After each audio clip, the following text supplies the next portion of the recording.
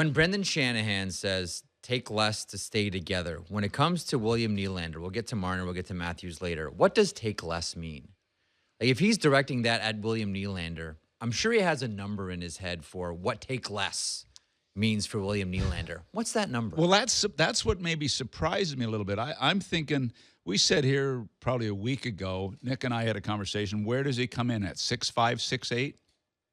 If he comes in at 6'5", 6'8", does that work? Well, it's got to be that they want him coming in closer to 6'5" to 6.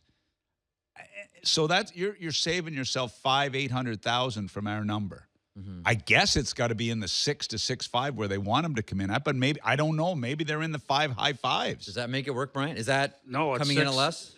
Well, I think Nylander's, again, he's represented by Louis Gross, who my prior experience with him was with Johnny Gaudreau. And he came in at a pretty extravagant number, in my view, and we worked down to a number that worked for both sides. It was quite a battle. So I don't know. The extraordinary thing about this negotiation is how good the security has been on it.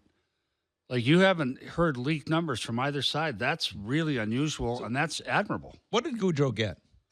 I think 6.5, for 7 years. So Gaudreau gets 6.5 for 7 years, and Nylander,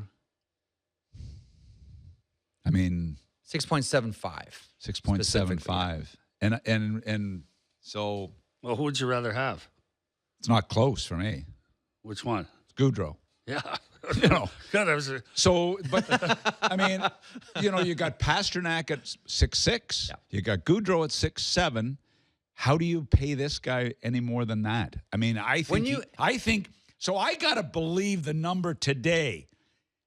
Have the Leafs got over 6? I can't believe they have. Gaudreau and them, I think they would settle for 7. Or not Gaudreau. Nylander would like to get them to 7, down from his 8-2 request. But I still think it's too much. The request was 8-2. It was Draisaitl deal is what apparently the request was. Which is 8.5.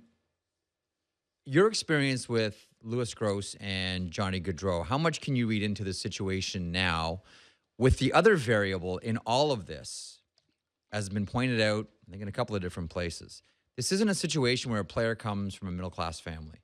And we talked about Mark Scheifele earlier on this week, Doug, and that was one of the differences. Mark Scheifele, a middle-class family, looks at $6 million and says, holy smokes, that's $6 million. I'm not turning my nose up at that.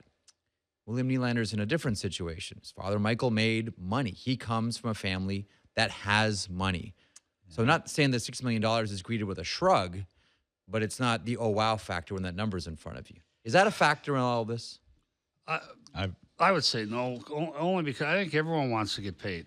I think if their dad was Charlie McAvoy's dad is a plumber. I think when we interviewed him, I think that's what he said.